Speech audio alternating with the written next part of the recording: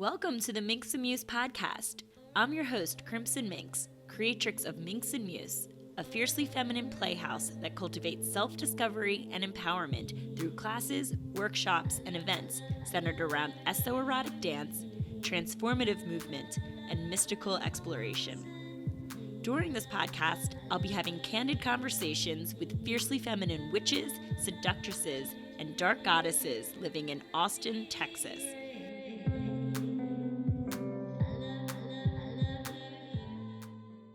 Welcome, Samantha Goldberg Blackthorn. So happy to be here. Yeah, oh my gosh, so happy to have you. What are we drinking today? Water! Water, the first guest to request water, the healthiest thing.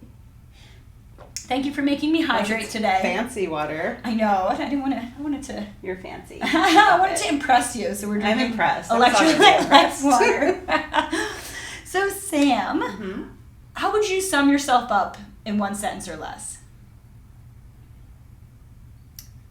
For the purpose of this podcast, I would say that I am passionate about helping people learn the tools to lift the veil and find their true mystic selves. Ooh, and that's like, wow, that's pretty accurate, because my next question is, and this may be tough for you, but what are all of the magical things that you are into?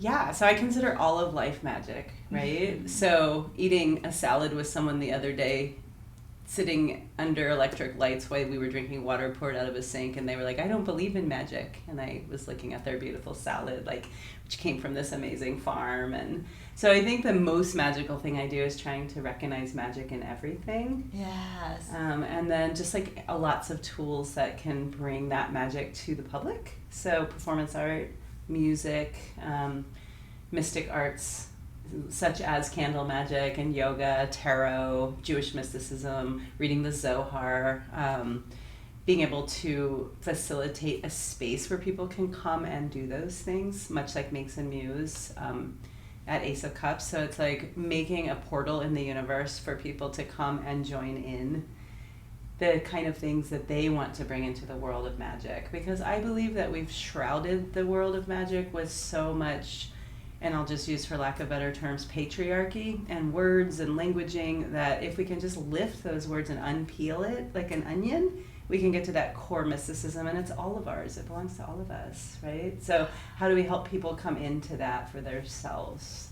Oh my goodness, I love that, because some people are so precious with the idea of it, and that you need to be initiated and you need to have this level of education, or you need to be part of this group to identify as, say, a magician, or which is also wonderful, and I totally respect that, and I totally get that, and I hope that the kind of stuff I do opens people up to find out where they would want to go be initiated. So I'm not anti that at all, but what if they're jumping into one thing, and because they hadn't even learned about this other thing, which really was only teachable by themselves, by going within themselves, because I feel like each person is an expert at all of this stuff. Mysticism, come on, you're your own expert.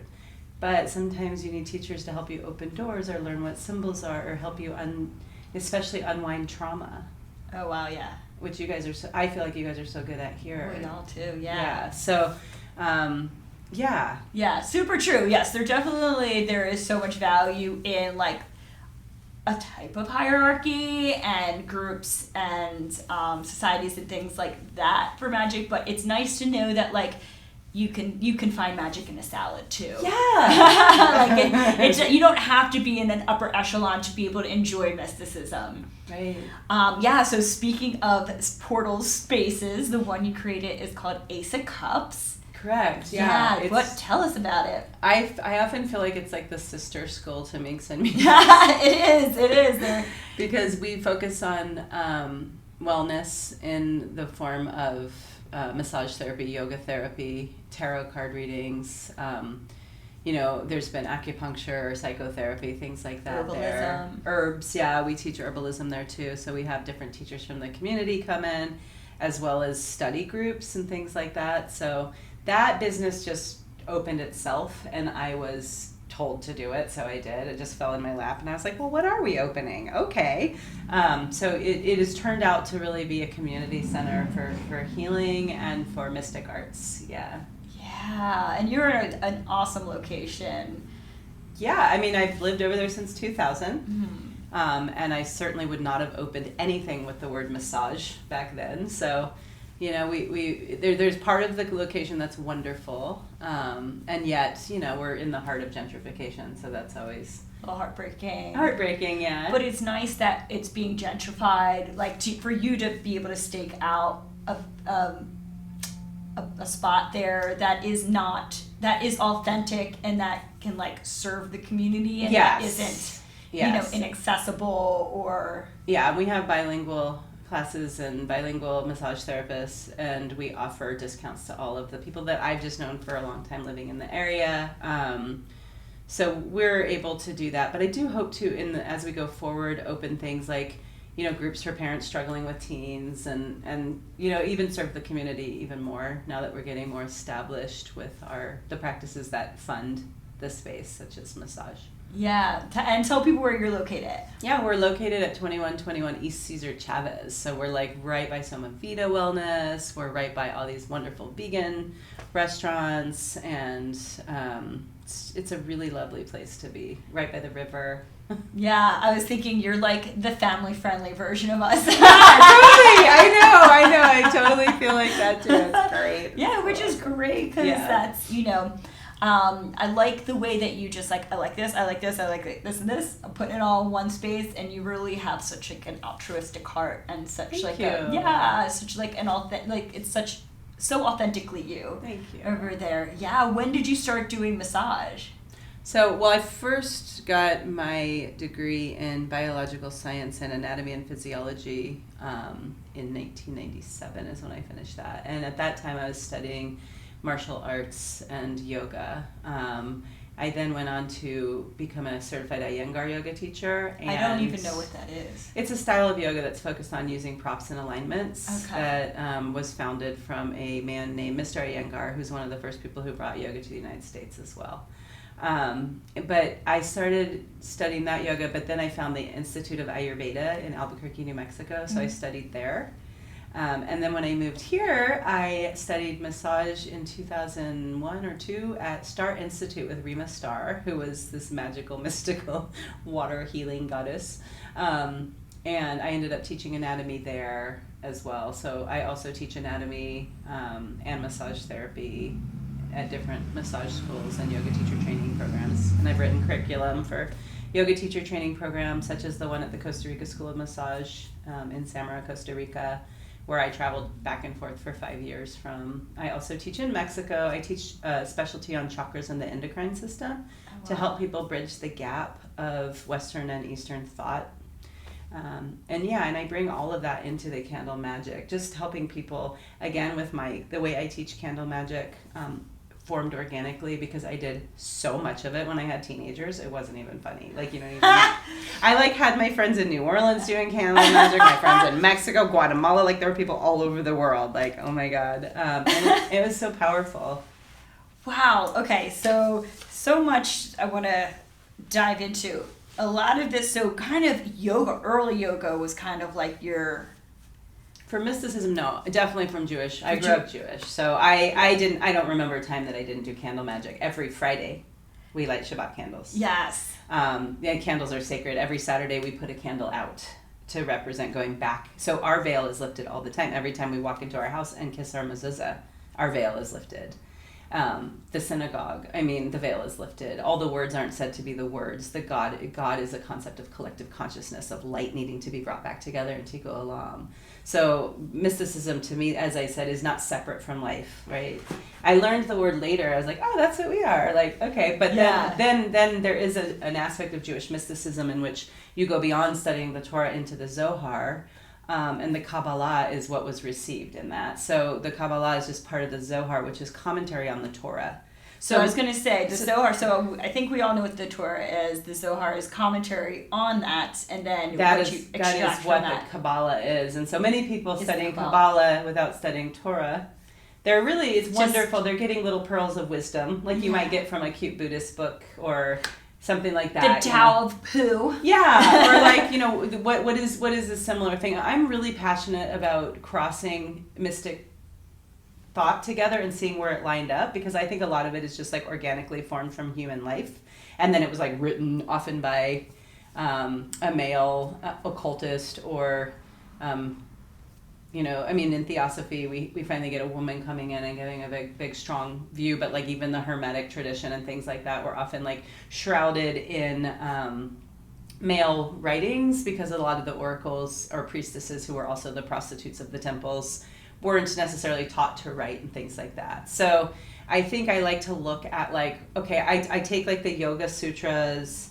the Bhagavad Gita, tarot cards, and the Kabbalah, and like I'm like, okay, where's the chariot? Okay, here's the charioteer in all of these, and then there's Apollo in Greek mythology, you know, and so like, and how does that connect with the chariot card? And because that stuff is so deep in our subconscious that I feel like if we can teach those symbols to people, we don't tell them what they mean, but they can access. Okay, a candle to me like is going to represent Shabbat. But somebody who a candle only represents I was church. I was Catholic, so that's going to church and lighting the candle. Which, if that was a wonderful experience for you, then that will bring out a wonderful thing. If it wasn't, it will bring out a very negative thing. Same with the Shabbat candle, right? So it's not about me saying like, oh, candles are about this. It's like, okay, what do candles bring up for you? Because this is the harnessing of energy. Like when we could move fire and move it around, it changed civilization. And candles are so powerful, and they go all the way back to that first aspect of being able to dip something in wax and realize that we could light it on fire. And actually that wax was lard. It was animal lard. So it also required a sacrifice. Cool. So yeah. It seems like every tradition integrates candles into it somehow. Everything, you know, new enough to have had candles. Yeah. Yeah. The Jewish mysticism, I just have on my notes, like, just talk about Jewish mysticism, because I knew that was your thing. Well, so I'm really lucky, you know, Jewish mysticism is so deep, and honestly, like, the Zohar is so thick. So I read the weekly Torah portion, and then I read the Zohar, and then I'm really lucky to have Rabbi Neil Blumoff as my rabbi in town, and so I've been to a lot of his classes, and now I'm like, oh, that's what he meant by that. He was actually teaching me this. And so he like definitely puts the mysticism in there, but you have to do the work to know it, you know? So and it's like a lifelong. Yeah, I hope so. Yeah. No, it's even like when I've looked into it a little bit, it's so rich. Well, and deep. I want to start a Zohar book club. That'd be cool. It's kind of like what's the Marianne Williamson club? What does she do? It's the it's the oh my gosh, I'm going to be so upset when I can't think of this after. But is it like the Course in Miracles or something? Course in Miracles. Okay, yeah. So it kind of, you know how there's meetup groups of Course in Miracles because it's so deep and in depth. Yeah. So it would kind of be like a meetup group for there's lots of Zohar studies. I mean, we have a Chabad house here, you know, the Orthodox Jews who also are very mystical, and I go to their classes and they teach Kabbalah and Zohar. But I was like, so I work for Burning Man, and so this year at Burning Man in the work camp. How long have you been doing that? Since 2004. But I was like reading the Zohar out loud for everyone who didn't like want to go party. and we had some Kabbalists who are from Israel and Brooklyn that were there that have done a ton of study and speak Aramaic, or don't speak it but grew up. They can read it and understand the words, at least in the biblical sense. It's no longer a spoken language, unfortunately. But and so we were like reading the Zohar out loud, and like wherever we would get to like some kind of a point where something could possibly happen, someone would come running into the camp and be like, I just figured out how to do healing through balance with, I know, and it's Burning Man. Usually it's not like that. Yeah. So the Zohar definitely, like in the book reading of it out loud, was like bringing magic in, you know? So that's the kind of stuff I like to do.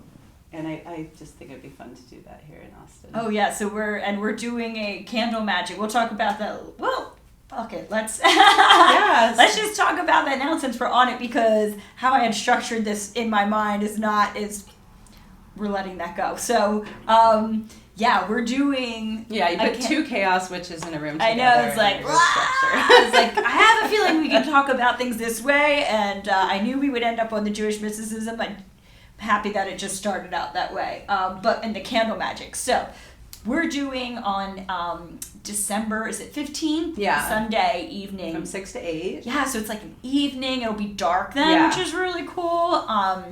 Yeah, we're doing a candle magic workshop, and we were speaking, before, and I was saying I lead a lot of the candle workshops or classes here, and a lot of my candle knowledge is based on Hoodoo tradition, mixed with, other traditions, but I'm so curious of how, this will differ, which people will have to come to see, but, is there anything where, is it, are you invoking, spirits when you do it? Is it, elements? Is it... Yeah, so we'll start by casting circle, and then teaching how to use candles for manifestation, healing, centering. So the goal is for people to be able to walk away from here with the fundamentals of how to use candle magic, and I have studied with people in the Hoodoo tradition. I've studied with people in the Catholic tradition in Mexico, and I had so many friends do candle magic for my children. I know, I hope my children don't hear this, but... they should know how much you cared. But we go into, so I teach them herbs as well. So I teach them how to dress the candle. We'll do 3 alchemical symbols. So as somebody who studied science, I understand alchemy as a form of chemistry. So a lot of people use it in this kind of term that it's really become something it's not. But alchemy is an archaic science that's no longer really even valid. To chemistry. A lot of alchemical principles still work, like dissolution, evaporation, amalgamation. I mean, we still use those in chemistry, but once we made the periodic table, we had this whole other mystic way of looking at things. But give it 200 years and chemistry will be the new alchemy, right? People will be like, whoa, the periodic table. But the cool thing about the reason I like the alchemical symbols is because I'm passionate about tarot. And I'm passionate about a time when the veil was a little thinner. Those symbols were often also connected with astrology, with goddesses, with gods, with concepts of early elemental magic and understanding. So the people doing alchemy were so close, much closer to the people who discovered fire than we are. So it takes us back into a time of clearing some of the clutter, which is like unpeeling that onion, you know what I mean? Yeah. So we use some scribing on the candle. We use, so I teach them how to make their own magical oil. Essential oils use so many plants and, literally an acre for one little bit of rose oil. So I teach them how to actually make their own oil using a whole plant. And I'm really passionate about whole plant medicine too.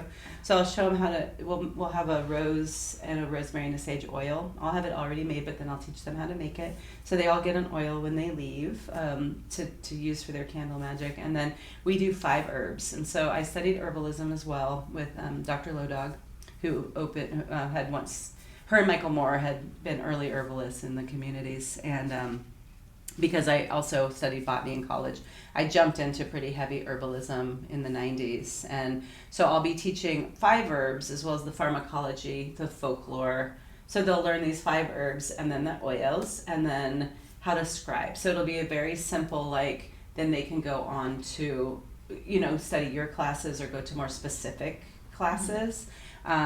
We'll do a manifestation little ritual, so they'll have a moment to really come into themselves using a flame meditation, which is, of course, as ancient as the yogic. So we also do a yoga teacher training program for the mystically inclined, which we're just starting here in Austin, and we have herbal teachers, Ayurvedic teachers, mystic teachers, teachers doing trauma-informed assisting and adjusting and holding space. So a lot of that I feel like also comes into candle magic. So people, especially solo practitioners, which so many people are, especially when in trauma, I don't want to be like, oh my God, is my teen going to make it through her teen years? Let me have a circle of women around me. No, fuck that. I'm like candle magic frantic now. In your home. Yeah, and so I always have candles for different people on my altar. It's like, oh, I just do this one because they need a little bit of help here exactly. Or there. Yeah. So I feel like all of this stuff can be brought into the candles. So when they're done with class, they get like a little kit, but then they're able to go out and do their own, you know, and if they want to go as far as like making their own candles. Now, I use Shabbat candles because they're beeswax. They're already blessed by a rabbi. They come from Israel. So that's what I use. And then, of course, they'll learn about colors and things like that. And yeah, so it's just fun. And then we open the circle. So we'll be working with the element of fire. And then people, as far as in delving in spirits, because that's such a heavy art, I work with people really one-on-one with that. So that would be like Candle Magic 50, Candle Magic 999. Yeah, which, you know, a lot of people may want to get to, or some people Sure. like can just be served by doing the one-on-one, but it's nice having like a jump-off point. Yeah, exactly. Wow, that's going to be a it's really fun full class. It's also a fun thing to do with like a girlfriend. It's a fun date. If some people bring their kids, I'm open to having kids in this class, as you know, long as the parents, I wouldn't say under 12, but like, you know. We're 18 plus here, so okay, as long cool. as they're 18 plus. So that makes it easy. So, but even like I have kids that are over 18, you know. Yeah, so exactly. it's a really powerful thing to do with family, or even somebody that you just need to bring, like maybe a friend that you haven't felt super close with, or a friend that all you're doing is going to the bar with. Like, come do Candle Magic. Drink some water. Drink some fancy water. Or like a couple or something like that, you know. So, yeah. Oh, and yes. And we don't, you know, I also teach tarot. I have a whole tarot program at Ace of Cups, and that I teach in very much the same way, so that people don't have to learn to memorize, but how they can bring their expertise at their own living into the cards and share that with others, you know. Recognizing the symbolisms, and which you're probably very familiar with. Oh, totally. And so if they are interested, but you know, what's their symbol to mine? Because even though like a chalice was in all of our lives since very, very early on, like hundreds of years, a chalice to me is like Elijah's cup, Miriam's cup, the Kiddush cup. You know, a chalice is somebody who had to drink like the body of Christ or the blood of Christ. It might be, or the Holy Grail. You know, they're different. It's a different symbolism. So more about teaching people to unlock their own understanding of symbols. So in the Candle Magic class, if people are passionate about tarot, they can certainly ask me, and I'll give them ideas of how to work with. But it's a separate. I keep the classes. I try to. It's keep too them very much. separate. It would be so overwhelming if you wanted to like include all of those things into one class. People would just get super overwhelmed. Yeah. So like, but if somebody do wants to be another like, one, my manifestation is about this, what card should I add into it? You know, I'll offer that. But really, for this class, I keep it really simple: 5 herbs, 3 alchemical symbols. Wow. That's awesome. Yeah. Do you think that, speaking of the symbols, do you think that some of because I know you're saying that our subconscious reads into things or perceives things in a certain way, even without us maybe being acutely aware of it, but do you think that maybe some of that is just in our DNA from ancestors or whatnot, or do you think that all of like our symbolic knowledge is gained from just this lifetime? So I think that, again, there's many layers with that. I think absolutely it's within our DNA, but I do believe in DNA, and I do a lot of ancestral work, and candles are amazing at that. Like I said before, we're tapping into everyone who's ever lit a candle.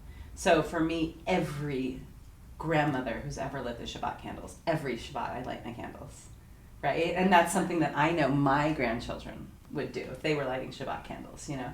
But I also believe in past lives that aren't connected with our DNA. Oh, cool. So I have all these like layers of thought going on. So I think that there can be symbolisms for those. I also think that we're psychically connected. So who we were around at different points in our life, that we picked up some of their concepts of DNA and symbolism as well. So I definitely think these symbols are embedded deeply within us. And I think you could take somebody who was, you know, raised, many were, actually I've met many children who went on the kinder train or something, who escaped the Holocaust and were raised Catholic but couldn't shake that they were Jewish, like, and found out later that they had been, you know, as a baby snuck out by their mother or something. And so there's definitely something to our ancestral DNA. And I'm really interested in, I'm really interested in the concept of metagenealogy, which is a term by Jodorowsky, Alejandro Jodorowsky. It is that connection with our DNA, and also like even our DNA and symbolism, but thoughts that we have that aren't ours. So like I had a friend whose great grandmother had been sold into slavery, and I don't know where. I don't think it was America, but it was wherever they were sold into slavery. It was very dangerous to look a man in the eye because it was a sex slave.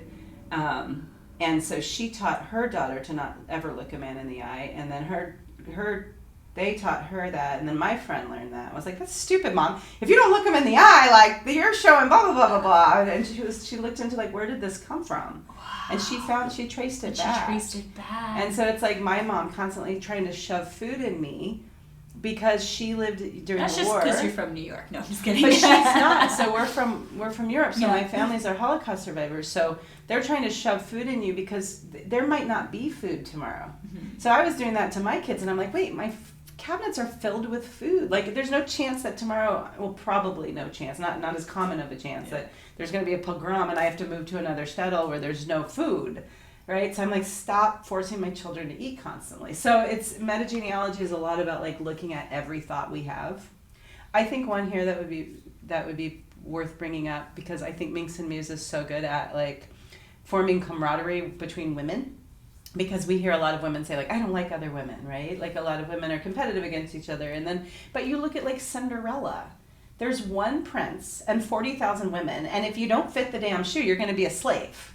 Oh, my gosh, I've never heard that analogy before. That's what's going on, right? Wow. So it's like, is it our thought that we don't like women? Or does it come from these kind of concepts of things we watch? So as we clear our minds from, like, what's our thoughts and what's other people's thoughts, I think it frees us into our own mysticism, and I think candle magic is really good at that. I can turn on an alarm, or I use hourglasses so it doesn't go beep beep beep beep beep, because I used to use beep beep beep, and I was like, what? No! So I use hourglasses now, cool. But if I have somebody meditate for 3 minutes, they're just like, half of them, they're going crazy. I mean, some people are wonderfully trained at meditation and they can do it for hours, but most people, 3 minutes is really hard. Now you give them a flame, and you set that same hourglass, and they're like, what? That was 3 minutes?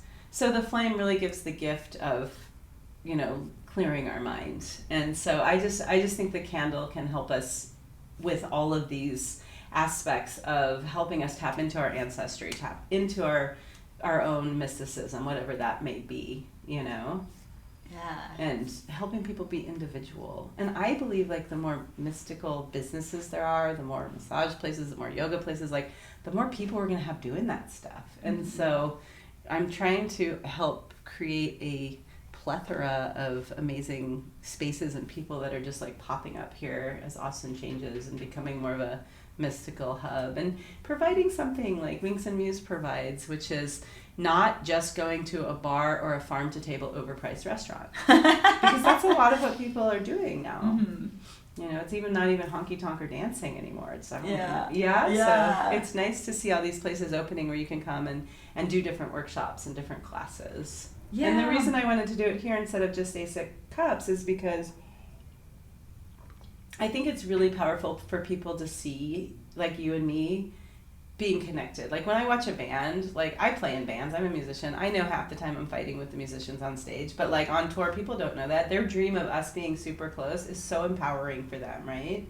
And, like, sometimes we are super close. It's a family, it's a community. Even if we're fighting, we're close. But there's something inspiring about seeing community and knowing that it exists in the world that helps us feel less alone. And I feel like by me doing something here, you coming to ACE, like, different people being at these beautiful places that are opening, it forms that lattice of community. And everyone brings their own thing, so there's never going to be another Ace of Cups, because what you do is so individual to you, which is why... True. And there's been studies done that and it was done with fast food restaurants, but if you open, like, a Burger King next to a McDonald's, they both get more business. Right. I mean, when I go vintage shopping, I don't go to the one way out there. I go to the ones that are like, oh, good, there's 5 right there. Yeah, exactly. So, like, when there's more around, it just builds it up for everyone. So it's super true. And, like, what would you rather people spending their dollars on? Something that enriches their soul and their well-being, or something that is just like, a new handbag. No shade to anyone who, like, makes handbags or is into handbags, but you know what I mean? Like, there's something a bit more transformative about doing, like, soul-based work and tapping into your magic. Another class I teach, which is really fun, is Pop It making. Oh my gosh, no way. And that tradition, though, yes, was more like, it actually in hoodoo it was more like made fun of by white people that they did poppets and voodoo dolls, but then they adopted it. But like in early Wales and things like that, they used poppet. There was doll magic as old as we know time to exist, where you can see like the goddess of Venus. So yeah, I do like a poppet making class. So if I do a puppet making class here, it's going to draw a certain kind of people that might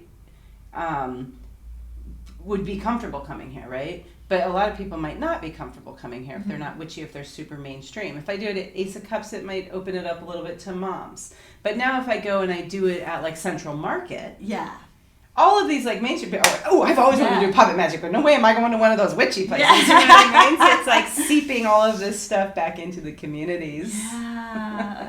It's like I will infuse different accessibility. Yeah, oh my goodness. Yeah. So cool. And you mentioned that you played in bands and stuff, so that was something that I definitely wanted to touch on. So Right, so I play klezmer music, which is Eastern European Yiddish music. I work with the 999 Eyes Freak Show, and that damn band, as well as doing music for multimedia stuff. So this weekend, I'm going to be working with the Puppet Incident, doing a puppet show. It's the ancient tale of the spider and the fly, and that's at the Mexican American Cultural Center, and it's with Treble Puppet and Glass Half Full Puppet Theater. Cool. And there's a bunch of different puppet vignettes happening at that, and that's, for us, we're doing that to live music. And this podcast unfortunately won't be up for them, but still, like, yeah, super cool to know that something like that exists.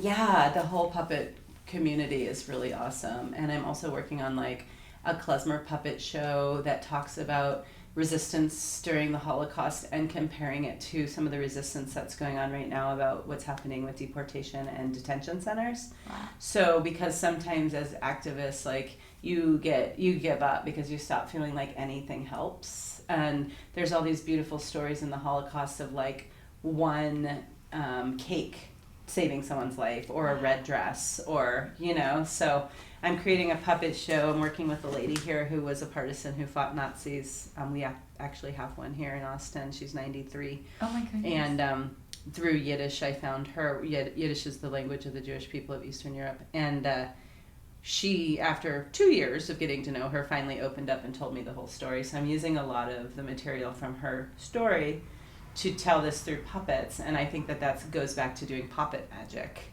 Oh my gosh, I could see that. That makes total sense. And they will be lighting Shabbat candles, which was very dangerous to do. In fact, it was even dangerous to buy candles at certain times during being Jewish when you were hiding that. So, you know, yeah. Wow. All kind of wraps back around. Yeah. Well, you definitely have like where your heart is. How did you get involved doing the freak show? So I was teaching anatomy of the endocrine system, and I was using pictures of genetic human anomalies to teach thyroid, hyperthyroidism, different pituitary gland things, adrenal, stuff like that. And somebody saw me doing it and asked me to build a tent for their circus tour, and that would be the history of the freak show, because freaks themselves were honored as gods and goddesses. They were not called disabled or deformed or all these things that we have agreed are politically correct now. And as freaks, they were getting to travel the world and making tons of money. They had sex fetish groups that, you know, and then when they illegalized it, a lot of them got stuck back in basements, or Coney Island kept exhibiting freaks, and so did Ward Hall, but that was it. It became illegal. And so when I was doing the history of the freak show tent for this circus tour, I met a lobster girl, a dwarf, and an elephant man, just magically. And I was like, wait a second. Not associated, just like completely. Not at all associated, nor were they performers at the time. And when they heard, and they're the ones who actually came up with the idea on tour, was like, why don't we use the word freak? Like, fuck disabled, fuck deformed. Oops, I don't know if I can say that. I already said it, so okay. I'm used to doing radio shows. No, you know, like we don't want to be called those deformed, disabled, abnormal. Like, I'm reclaiming the word freak. Abled. Oh, wow. Not even differently abled. Everyone's differently abled. That's what they said. Like, yeah, why the fuck am I called differently abled? Yeah, You're that's differently like abled from me. PC term. Yeah, so it was really fun. So we started the freak show. That's cool. And, so 2 of our musicians work with the Squirrel Nut Zippers, and we're with that damn band. So we've been touring on off times, but for 10 years we toured almost nonstop and did a lot of like amazing work on the planet, kind of helping people question their ideal of beauty and normalcy. And, you know, we were the first people to exhibit that many freaks in 40 years. So we had the National Geographic and Oprah Winfrey doing shows about us and falling in love with us. So the media had to like us instead of not like us. So people were really confused. Just another really fun way of playing with challenging people's concepts of reality, which is what we do with mystic arts, I think, too. Yeah. And you make it all make sense. It all works together. You know, it's all the same tool, right? It's all energy. Yeah, it super is. And like circling back to the yoga thing, I love that you have a very, I think, more unique view of yoga versus what maybe is more popular today, because you've been doing it for so long. From when I first met you, I remember learning that you were kind of an early adapter of yoga in Austin and being like a teacher. Yeah, so when I came to Austin, I had been studying at the Ayurvedic Institute in New Mexico, doing yoga there and with an Iyengar teacher. And I was doing a lot of activism back then, a lot of prison activism and radical parenting. And what's radical parenting? Like, which is kind of normal parenting now, which is like being able to nurse in public and homeschooling and home birth and things like that, which is definitely more accepted now than it was 25 years ago when I had my daughter illegally at home. Did you really? Yeah. That's so punk. Yeah, in Colorado at the time, it was legal to have a baby at home, but illegal to hire someone to help you. Oh, that makes sense. Yeah. So anyway, because I was traveling around in a school bus and teaching these workshops at different anarchist conferences and stuff, I just had like no money and I was homeschooling. So I wrote like however many teachers there were teaching yoga here at the time, it was 2000. There was a list back then of them and I wrote them and like, hey guys, I don't have any money. I'm an activist. This is why, but I need to be doing some yoga classes. And one teacher wrote me back only, and that was Peggy Kelly, who's a senior Iyengar teacher in town. She's amazing. She'll be doing the Ayurvedic teaching and the yoga program that we're doing here for teachers. But so I got here, and of course she was an Iyengar teacher. So the path just kept leading me to Iyengar, which logically makes sense because my deep understanding of anatomy and physiology, like it needs to make sense scientifically that it works for the body. And that one is just so studied on alignment, so it was great. But what I find is back then, even in the Iyengar classes, like part of that was studying philosophy, chanting, mysticism, herbs, the way you ate, doing panchakarma, doing, which we'll be doing the Ayurvedic cleanse in the middle of the yoga teacher training program, so everyone will get to do that too. When I started, like, I didn't even, like, you couldn't even, where I lived, you couldn't even find it. I was in Colorado, and you couldn't even find, there was no yoga studio. Wow. You had to, like, and you find, probably can't throw a rock without hitting one down in Colorado. Right, but you had to find someone who told you someone else. My martial arts teacher told me to go knock on this door, because there was also no cell phones or Facebook. Yeah. Like, knock on the door, it was early, late 80s, and knock on the door and be like, hi, I hear you teach yoga. And they're like, who sent you? And then I ended up at this house in this basement, which we have in Colorado, and the lady had just got back from India, and she's like, I don't really know what I'm doing, but I just spent a year in India, and I'm going to teach you what I learned. And that's kind of how it worked. And then I got to Albuquerque, and there was High Desert Yoga Studio, and I remember I was like, oh, a real yoga studio, wow. And even there, though, Jessica Char came and taught chanting. I mean, it was like, it wasn't so much on focus on asana, and I never heard anything like get your abs in shape or ever. In fact, nothing like that. And gosh, I feel like I'm glad that yoga is so big and popular because, again, like it will, if you Google yoga, the mystic path comes up. That's what comes up. Cool. And it will continue through all of this fad that it's happening now. Like if some, person goes into a yoga studio, whatever yoga studio it is, and they want to get more into it, they're going to find a mystic path. They're not going to find that if they go do aerobics. No shame to aerobics. Like I even go to Body Pump. Like I love it. I'm not going to go to Body Pump and find a mystical path behind it. They're two different purposes. Yeah, two different intentions. Yeah. So what we wanted to do is just open a yoga teacher training program that would really heavily bring people into the mysticism. They'll figure out their own asana bodies, whether they want to do yin or Iyengar. I mean, Iyengar said there's no such thing. There's only one yoga. Like, why do you have to call it after my name? We're like, like in America, we really we're different over here. But, and you watch Mr. Iyengar doing vinyasa. You see him doing what they call yin. You see, you know what I mean? Mm-hmm. So it's like, again, with the yoga program, it's like introducing people to all these concepts and giving them a deep mystic tradition in the philosophy. We'll be reading the Bhagavad Gita, which is the story of Krishna talking to Arjuna about finding his true path, which really goes back into the tarot of the chariot, into Apollo, into lots of goddesses who drove chariots, even of white tigers and things like that. And we'll be reading the Yoga Sutra. We'll also be doing, like I said, yoga energetics with herbs. So people will be actually learning how to like interact with herbs in a way that would then, what asana would make sense to work with somebody if they go on to work with people. So yeah, I mean, when I first moved here, there was a few yoga studios. Yoga was here. Charles McInerney was teaching in a little like strip mall on North Loop, which was, nothing was there. There was no epoch there. It was just like an AA class and Charles's little yoga class. There was, I think there might have been a class at a senior center, and then Peggy and Devin both had studios teaching Iyengar. So it was a very slow growing thing, and then all of a sudden it just boom. And so it's great. I love it. I'm glad there's lots of yoga studios, Yeah. It's nice to know if maybe, especially some of our audience may be a bit more mystically inclined, if they're thinking about doing a yoga training, maybe they would feel more connected to your program. Yeah, don't come to us to harden your abs. Yeah. I mean, it might happen we do a pretty strenuous form of asana, actually. So it's not light, it's not gentle, but it does use props and things like that to make sure that it's safe. So they'll be learning injury prevention, they'll be learning student modification and alignment. We're also, Kelly Marshall will be teaching the Transforming Wellness, how to integrate trans people into the community of yoga. And I don't know if I said already, Katie Hernandez, who runs the Awesome Bouldering Project, because we talked before, maybe I said it then, will be teaching trauma-informed assisting and adjusting. I think I said that. So we're really trying to encompass all of the needs that we see in the community and help address that, so that we're turning out people who are either teachers or deeper practitioners going into being like, ooh, how can we redesign the yoga world? Because we can take it back. I mean, we can have all the great yoga places that are all about like body fitness and stuff, and we can also next to that have mystical yoga studios opening.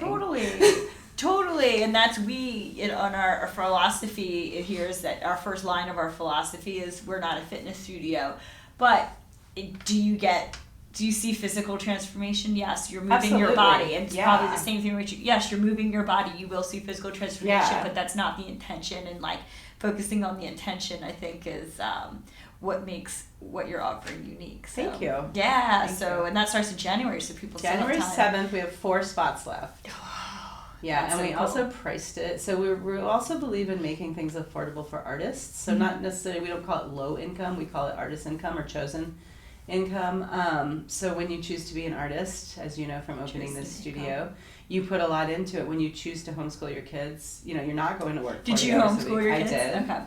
Yep, with all the way through. But it's like your income is a little lower, so we've priced our yoga teacher training at $2,700. Cool. And for all those teachers, I know, that's incredible. I know, but they're all willing to understand that our pay will be a little lower to sacrifice bringing this like mystic art back into it and helping people because mystically inclined people are often the same people that aren't making a ton of money. We're lucky in that these days a lot of mystically inclined people are like able to do a lot of tech work and video game design and things like that. Yeah. So we're getting a little bit more people with money. Well, when we do like abundance covens here, which we do, and I don't shy away from that, and we always address it at the beginning where it's like, I know that to some of you it feels kind of like, oh, I shouldn't want to make money or something like that. But I always say, imagine if the wealth shifted to people like us. Yeah. What would this world look like? Absolutely. Would we be buying war machines? Would we be, would we be like spreading love and support and health and wellness and things like that? Like, so it is important to kind of like bring up this community and to have some focus on, them getting that yoga training is going to give them another way to make money, a way to travel and make money. Mm-hmm. Yeah, and also live an abundant life, however that looks like. And abundance doesn't just come in money, right? Yeah, like I know my kids were like, Mom, I didn't even realize I was poor. Like until one of my friends showed me the income things, you know, because we ate organic food. We did a lot for barter. We lived with other people. We grew gardens, you know. Abundance is time, it's freedom. Absolutely. It's, you know, that's why we call it, that's why we call it for the artist income. Yeah, that's cool. Because it's not that they're low income, because you are not low income when you spend 5 hours a day doing art. Yeah, that's awesome. I love that mindset. Oh my gosh, I feel like we could just keep going and going, but are going to head into the second part of the interview, the questions, wrapping up that I ask everyone. Okay. Yeah. So, first question. Sam, what is your personal mantra? Quiet my mind and practice my flute every day. Quiet my mind and practice my flute every day. Like, is that literal? Yeah. Okay, so you practice flute. Every day. Oh my gosh, that's cool. Yeah. You just do everything. This was like, oh my goodness. Okay, but we did talk about you were in a band. I saw your band. I saw it at the Freak Show. You did. You saw the Freak Show, yeah. Yeah, because that was down at... we did it at Buzzmill for a practice run. That was rad. Yeah, okay. Moving on. Okay, great mantra. What is your favorite sensuous indulgence? My favorite sensuous indulgence. I have so many. I think just playing music, with other people. Music is such, I think, like when I do my gratitudes in the morning, oftentimes I will just put music on there because it's like I want to remember like what a gift that is to music, because I don't know how to play music, but it plays such a strong role in my life, just being able to dance and move to it. And playing music with other people, it's a language that doesn't exist outside of it, and it crosses all barriers. You know, I've traveled all over the world. I've played music with people in Bulgaria and Romania and Greece and Hungary and Mexico, Costa Rica, Nicaragua, and like we speak a language that is stronger than even words in the same language that I was raised with. So it can be very sensual. Yeah, oh totally. Yeah. Oh, I love that answer. It's a good one. What is something you are currently manifesting? I am always manifesting. And I can see you're very good at it. Yeah, thank you. But I'm always manifesting just open door to my relationship with my children just getting stronger and better. And you said they're 20 and 25. 20 and 25, so I'm manifesting my ability to be able to meet them where they are. Oh, powerful. Yeah. All right, last question. Although Angeliska from Sister Temperance would say, Sam, this needs to be about you and not just your kids. So yes. I love that she came into your mind. She did. So I'm going to manifest, Angeliska, this is for you. I'm going to manifest just bringing more performance art into the music that we do and bringing more performance art to our audiences. Okay. Yeah. I mean, I'm assuming that you just like maybe, are you into astrology? Mostly because we go by a 13-month calendar in Judaism, and the astrology is a little different. I'm always a little confused about astrology. Gotcha. It just feels like you probably have like a lot of energy in your house of children, because you've talked about your children a lot, and it seems like a really... It's a Jewish mom thing. Yeah. I think that's that genetic thing of losing their children so much. Wow, Yeah. it means so much to you, but I'm glad that you were able to refocus and think of something for yourself. Thank too. you. Yeah, thank you, Angeliska, for that one. Yes, like her disembodied head just floated Well, she over goes- and was like, Sam! She goes, for the last 4 months, every time I've asked you how you're doing, you tell me how your kids are doing. I'm like, okay, thank you. So yeah, that her little voice comes in my head with that one. So in performing, and I think the kind of performance that you do, by the way, is so needed in Austin to keep like that Austin weird vibe going, like that kind of, again, I think I used the word before, but like that punk rock type of ethos and yeah, you're right. And vibes. So like I like that is something else that you're manifesting. Yeah, thank you. Yeah, keeping that energy. All right. So speaking of Austin, what is one thing in Austin we should all check out? Other than obviously Ace of Cups, if y'all. I was gonna say I love the peacocks at Mayfield Park. Yeah. And I recommend. I've seen this. They're great. Well, I can't really recommend that somebody goes there after hours during dark and hides and takes a small nap listening to the peacocks and the bullfrogs. But yeah, Mayfield Park and the peacocks, and especially after hours, is a really magical and beautiful thing. Such a strange experience, like in the middle of the city. Just okay. Yeah, especially when they're in their mating season and the males just totally show off their the peacock feathers. Oh my god, they're so beautiful. So that's definitely for me a highlight. Yeah, and then also the Japanese gardens at the Botanical Gardens, which has unfortunately cost more money now, but probably worth supporting, and if you're on food stamps or WIC or anything, it's free, so they're part of the museum program. Oh, cool. But Awesome. Sam, thank you so much for being on the podcast today. It was such a pleasure talking to you. I think we have to do a second one eventually, just because there's so much more we could have gone into. Yeah. and y'all definitely check out Sam's workshop on December 15th. If you check this out later, I'll put all of Sam's contact information in the show notes. Check out But they register through here. Yeah, register through Minx Muse. Yeah, we'll put all the links. Cheers. Cheers, my dear. To more water. Cheers to hydration. And thank you everyone for listening or watching, and we'll see you next time. Thank you for joining us for the Minx Muse podcast. You can find show notes and learn more about the studio at www.minxandmuse.com. Go get your life, boo, and we'll see you again soon.